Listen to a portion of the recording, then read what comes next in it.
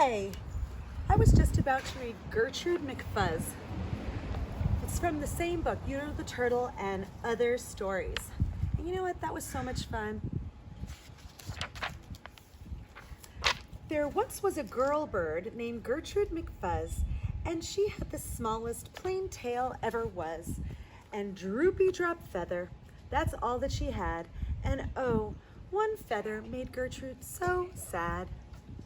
For there was another young bird that she knew, a fancy young birdie named Lola-Lee-Loo, and instead of one feather behind, she had two. Poor Gertrude, whenever she happened to spy Miss Lola-Lee-Loo flying by in the sky, she got very jealous, and she frowned, and she pouted. Then one day she got really awfully mad, and she shouted, "This just isn't fair. I have one, she has two. I must have a tail just like Lola-Lee-Loo." Think about how you feel about that. What do you predict is going to happen? You could turn and talk to somebody in your house and tell them. So she flew to her uncle, a doctor named Duke, whose office was high in a tree by the lake. And she cried, "Uncle Doctor, oh please do you know of some kind of pill that will make my tail grow?" "Tut tut," said the doctor, "such talk, how absurd. Your tail is just right for your kind of bird." You could be rhyming with me. Then Gertrude had tantrums. She raised such a din that finally her uncle, the doctor, gave in. And he told her just where she could find such a pill, on a pillberry vine on the top of a hill. "Oh, thank you," said Gertrude McFuzz. She flew right straight to the hill where the pillberry grew. Yes, there was the vine, and as soon as she saw it, she plucked up a berry. She started to gnaw it. It tasted just awful, almost made her sick, but she wanted that tail, so she swallowed it quick. Then she felt something happen. She felt a small twitch, as if she'd been tapped down behind by a switch. And Gertrude looked round, and she cheered. It was true. 2 feathers, exactly like Lola-Lee-Loo. Then she got an idea. "Now I know what I'll do. I'll grow a tail better than Lola-Lee-Loo. These pills that grow feathers are working just fine." So she nibbled another, one right off the vine. She felt a new twitch, and then Gertrude yelled, "Whee! Miss Lola has only just 2. I have 3.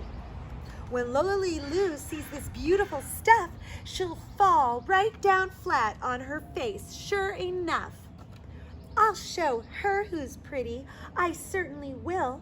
Why, I'll make my tail even prettier still."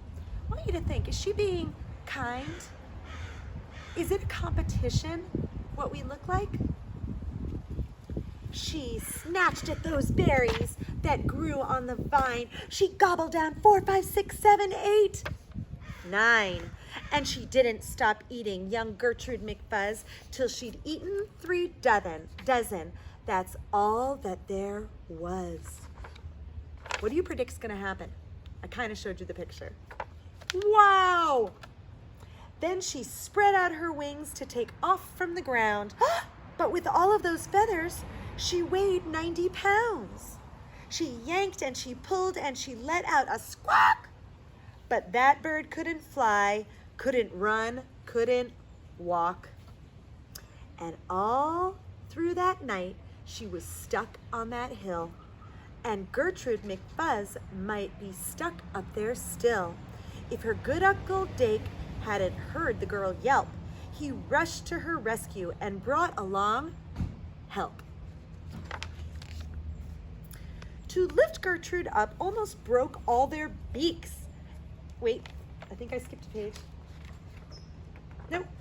To lift Gertrude up almost broke all their beaks, and to fly her back home it took almost 2 weeks. And then it took almost another week more to pull out the feathers. My Gertrude was sore. Oh my goodness. Look how many people had to help her. And finally, when all of the pulling was done, Gertrude behind her again had just one. That one little feather she had as a starter, but now that's enough because now she is smarter. And what I want you to tell me is, what was the moral of the story? And why is Gertrude McFuzz smarter now? So you will write, Gertrude McFuzz is smarter now because. All right, bye everybody.